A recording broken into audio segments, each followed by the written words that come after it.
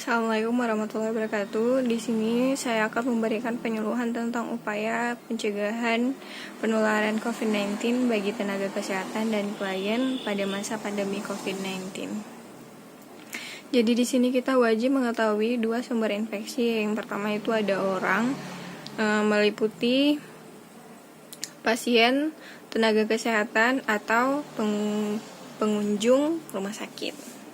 Yang kedua ada objek yang terkontaminasi seperti darah, dahak, cairan hidung, cairan luka, urin, atau keringat. Bisa jadi dari sumber lain seperti droplet atau bersin. Kemudian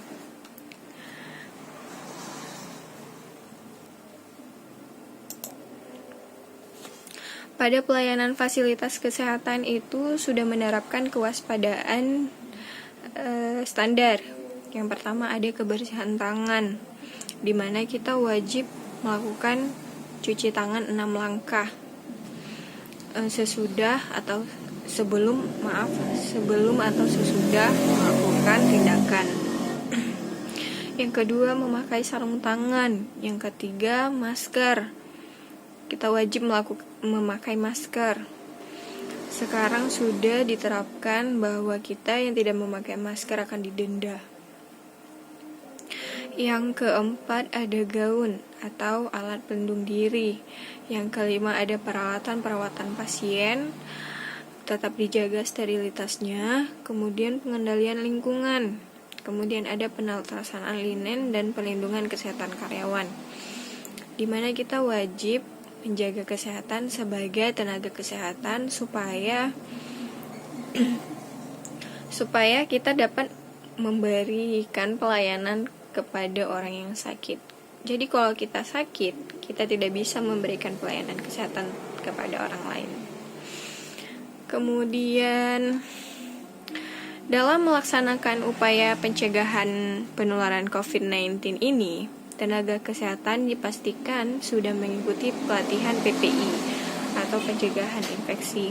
Sebab ini adalah salah satu metode penangkalan infeksi, memahami cara penularan serta deteksi dini COVID-19 supaya minimalisir angka peristiwa terbentuknya COVID, serta memantau kepatuhan petugas kesehatan yang lain buat melindungi sesama. Tidak hanya itu, klien atau pasien atau pengunjung rumah sakit wajib diberikan pengetahuan tentang metode penularan serta deteksi dini COVID-19, di mana cara penularannya itu ada kasus terkonfirmasi, di mana kasus ini pasien yang sudah terinfeksi.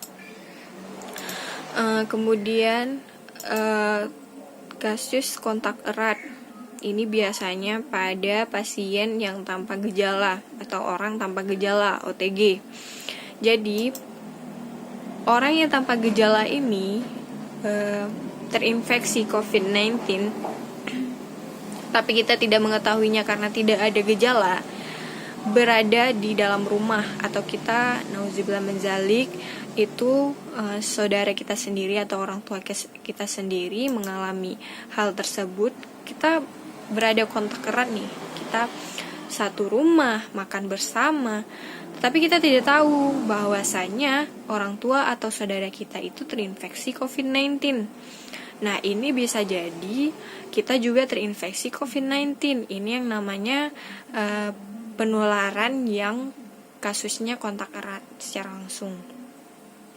Kemudian ada ODP atau orang dalam pengawasan. Orang ini mengalami gejala seperti demam, pilek, batuk, sesak nafas atau sakit tenggorokan, tetapi masih dipantau. Dia diisolasi karena hasil swab atau hasil rapid dia belum keluar. Ini adalah orang dalam pengawasan karena hasilnya belum keluar. Karena ditakutkan jika keluar itu negatif, itu ya alhamdulillah. Kalau misalnya keluarnya positif, ya dia bakal kontak erat pada seseorang atau dia adalah kasus yang terkonfirmasi, sehingga dia bisa menularkan COVID-19 kepada orang lain. Makanya mengapa dia diisolasi. Kemudian ada pasien dalam pengawasan atau PDP. Pasien yang ini dia mengalami gejala seperti demam, batuk, pilek, tetapi hasil rapid atau swabnya itu sudah keluar, makanya dinyatakan pasien dalam pengawasan. Dia harus di dalam isolasi sendiri dalam rumah sakit, yaitu dalam pantauan dokter dan tenaga kesehatan lainnya.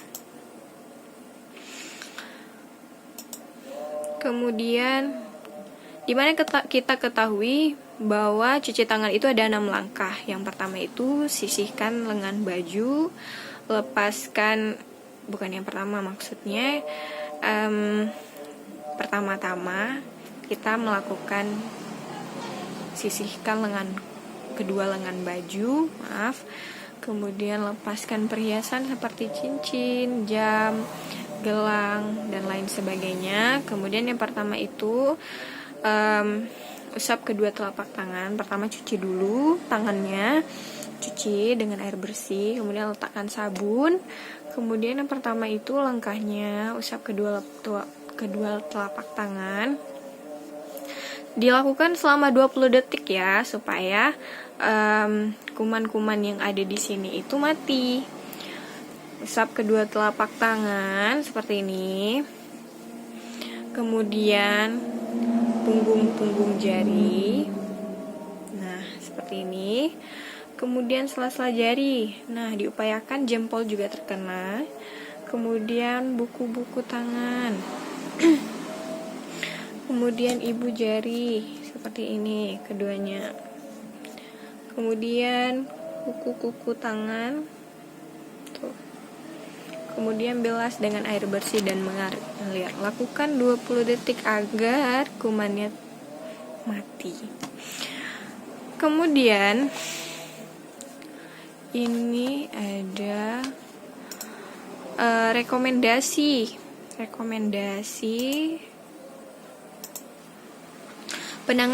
penanganan infeksi virus corona COVID-19 pada maternal atau ibu hamil, persalinan, dan nifas.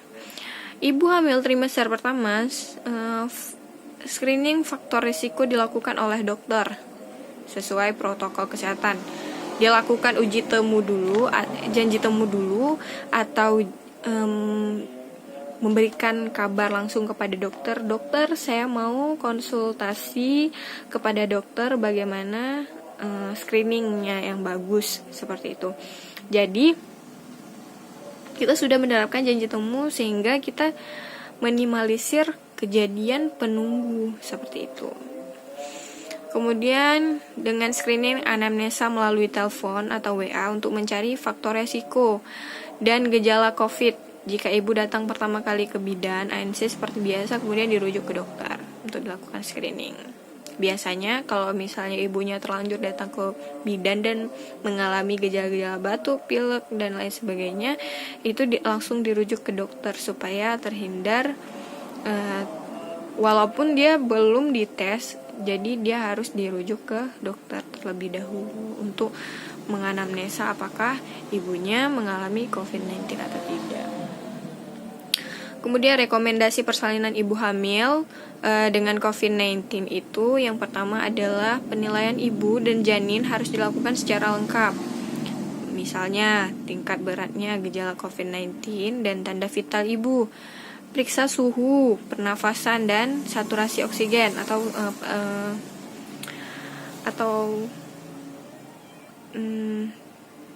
pengaturan pernafasan. Kemudian pemeriksaan dan pemantauan ibu hamil saat persalinan menggunakan partograf dan dilakukan pemeriksaan CTG. Kemudian ibu hamil terkonfirmasi atau terinfeksi COVID-19 dirawat di ruang isolasi, dilakukan penanganan tim multidisiplin yang terkait. Pengamatan dan penilaian kondisi ibu harus dilanjutkan sesuai praktik standar dan pengawasan saturasi oksigen. Pemberian terapi oksigen sesuai kondisi dengan target saturasi di atas 94%.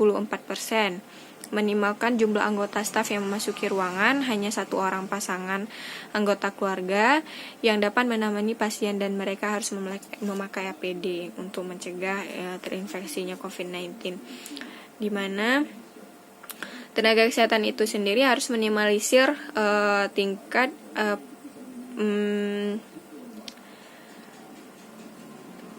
anggota staf yang harus bisa masuk misalnya dokter atau bidan atau perawat 2 orang seperti itu, kemudian orang yang menemani atau anggota pasien itu 1 orang seperti itu.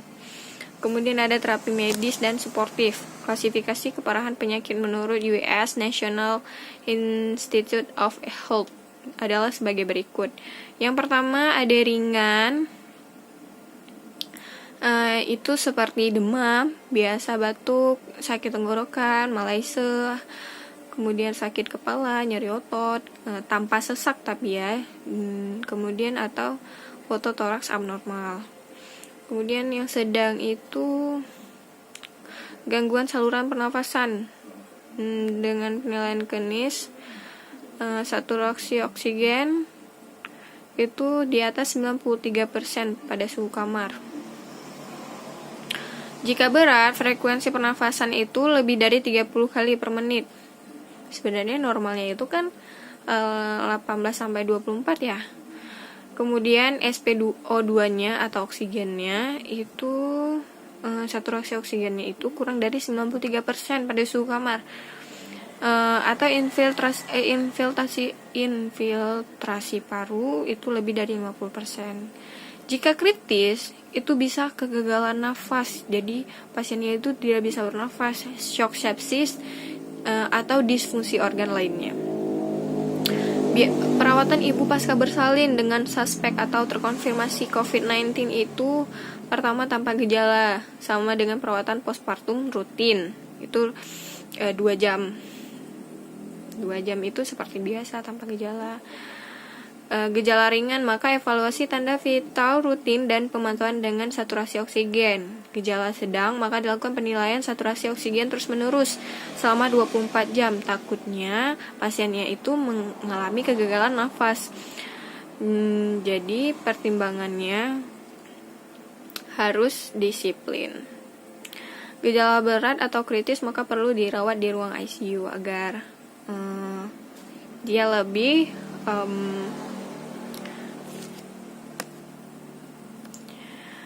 dia lebih intensif lagi perawatannya seperti itu. Baik, sampai di sini pemberian penyuluhan saya. Maaf jika ada kurang atau kesalahan kata saya. Mohon maaf. Wabillahi taufiq wal hidayah. Wassalamualaikum warahmatullahi wabarakatuh.